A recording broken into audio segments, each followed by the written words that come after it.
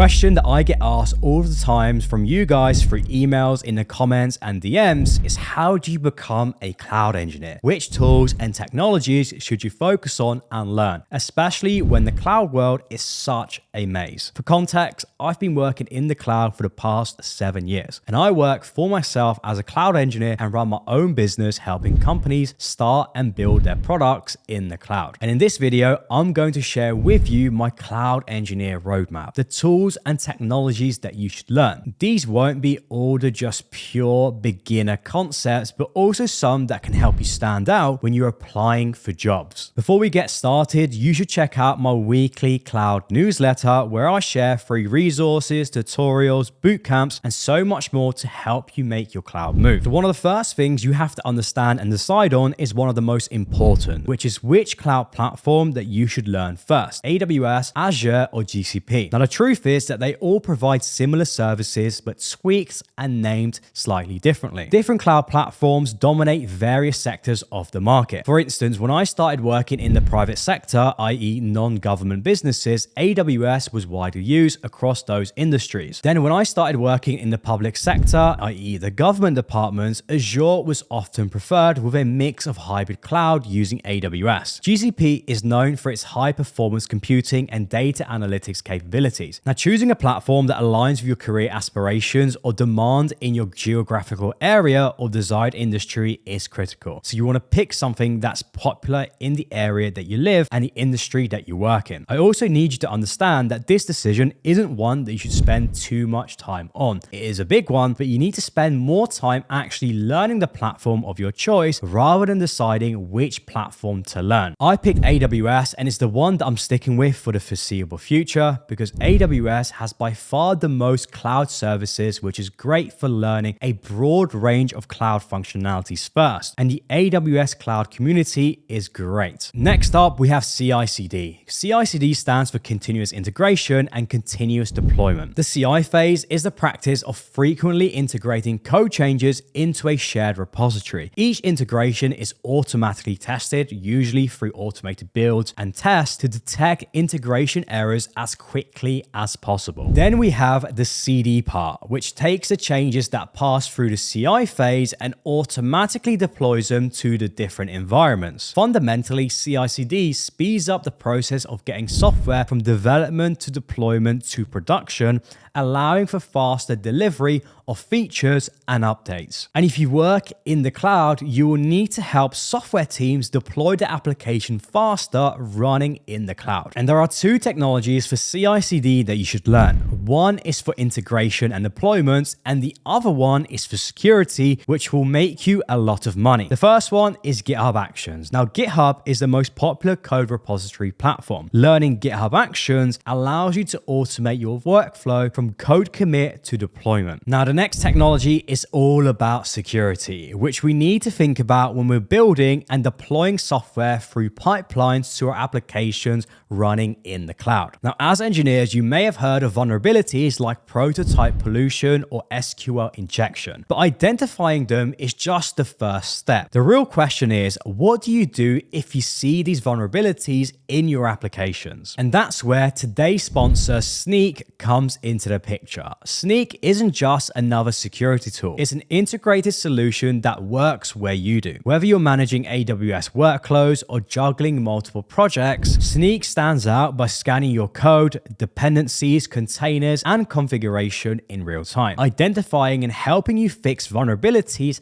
as they arise. And the best part is incredibly user-friendly. You can start by signing up for free using my exclusive link, snyk.co/Sulaiman. Once you import your repositories, Snyk gets to work pinpointing your vulnerabilities. And it doesn't stop there. Snyk even open fixes your PRs for you. All you need to do is review and merge them, and then you're good to go. It doesn't stop there though. Snyk integrates seamlessly with your existing tools like your IDE, CLIs, repositories, pipelines, Docker Hub, and so much more. And my favorite part is how well Snyk is integrated with AWS, especially Code Pipeline and CloudFormation, ensuring that you can build and run your applications securely on AWS. You can play around with Snyk for yourself and find out if there are any vulnerabilities affecting your projects. Remember, it's free forever when you sign up using my link sneak.co/Soleiman. Now, having understood the cloud platforms and CI/CD, let's delve into one of the most important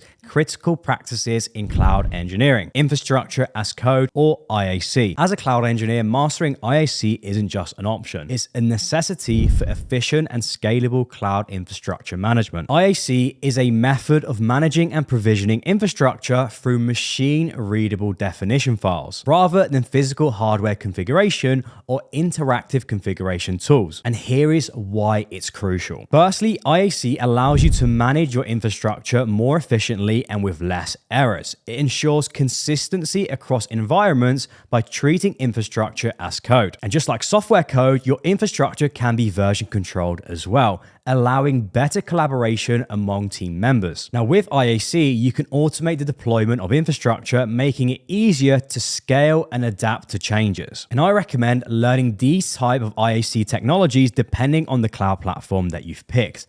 Now, if you've picked AWS, you should dive into AWS CDK, which allows you to define cloud resources using familiar programming languages like TypeScript or Python. So not only does that teach you how to learn IAC, but also a programming language. This brings a software development approach to cloud infrastructure management. Now, if you want to learn a technology more universal, then I suggest learning Terraform, which enables you to define and provision infrastructure across various cloud providers using a simple declarative language. It's known for its integration between cloud platforms, making it a popular tool for cloud engineers. Now let's talk about programming in the cloud, and this is a controversial one. While cloud platforms and tools like Terraform are essential, understanding a programming language can elevate your ability to interact with the cloud efficiently. And one of the core aspects of cloud engineering is the ability to automate repetitive tasks. Programming skills are fundamental to creating scripts and tools for automation, because sometimes the out-of-the-box solutions provided by these cloud platforms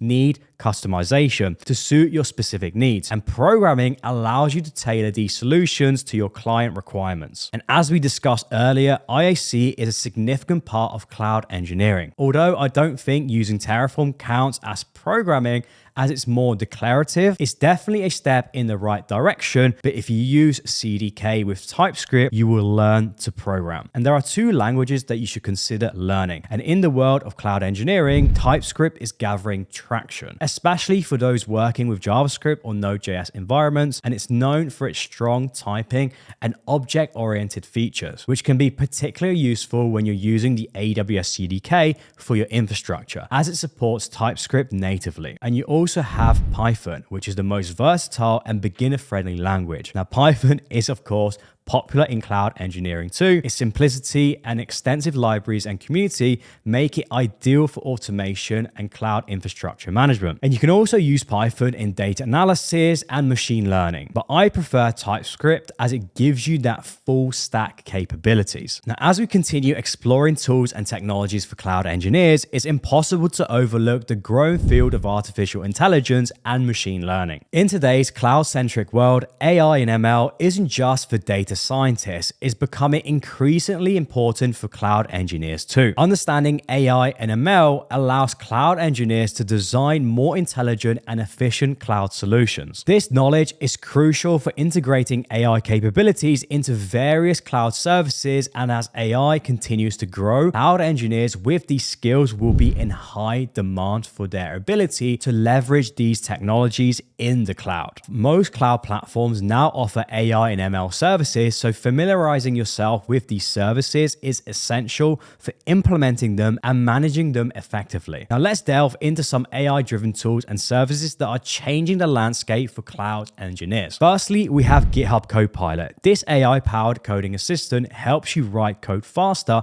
and more efficiently. It's especially useful when working on cloud-based projects, as it offers you suggestions and improving your productivity. I personally love GitHub Copilot, and I recommend you using using it. Next, we have ChatGPT, which can assist in automating interactions, generating documentation, and even help you with getting started with coding. Understanding how to integrate such AI models into your cloud solutions can be incredibly beneficial. I use ChatGPT for general info gathering and validating my thoughts to make sure that I've not missed out on anything. I have found though that its code suggestions are okay, but they don't always work, and you need to have that experience to make sure what it's saying is valid. You also need to look into platform-specific AI services. For example, with AWS, you should look into AI services that they offer, such as Amazon SageMaker for building machine learning models, Amazon Rekognition, image and video analysis. Understanding these services allows you to integrate AI capabilities into your cloud infrastructure. AI and ML technologies integrate deeply with cloud platforms, enhancing their capabilities and allowing you to build better products. AI and machine learning skills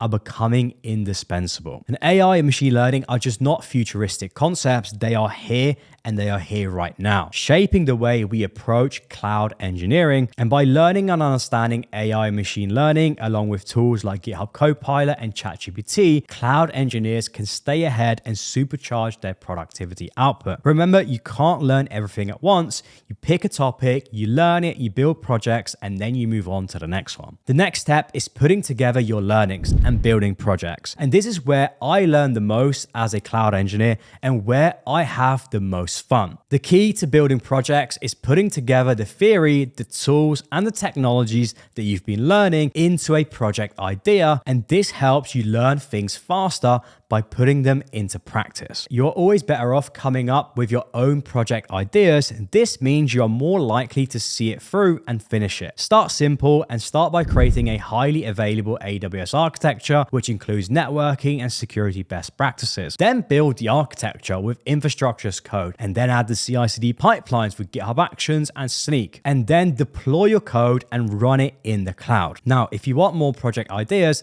then click here, as I've created a dedicated video with lots of cool projects to get you hired. Now, I genuinely believe that being a cloud engineer is the best job within the tech industry, and the cloud is only getting bigger, which means more and more businesses will need to integrate to the cloud and then also modernize and re-architect their applications so it scales and delivers a better customer experience. Now, as always, thank you so much for watching, and I'll see you on the next one.